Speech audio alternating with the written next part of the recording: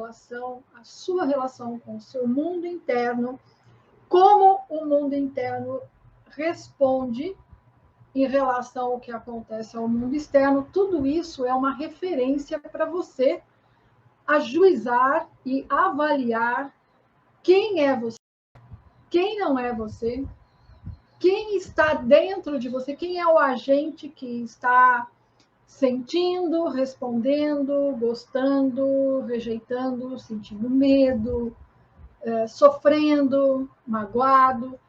Isso são todas características, né, e expressões psicoemocionais.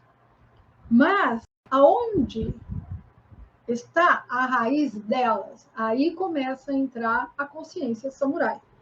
Porque quando você faz a meditação samurai, você atravessa no sentido de que você sobe, né, escalas dentro da meditação samurai.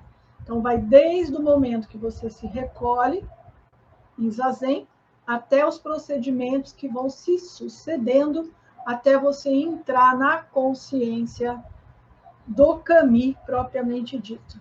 Se você não está acostumado, né, com esses termos e não entende, ou é a primeira vez que você está ouvindo falar sobre samurai, a meditação samurai e o que é um kami, então eu aconselho você a dar uma navegada nos Ichigo Ichie anteriores a esse, onde eu já venho falando muitas coisas sobre a consciência samurai, sobre a meditação samurai, e como ela pode nos ajudar, nos ajuizar a lidarmos com as nossas questões pessoais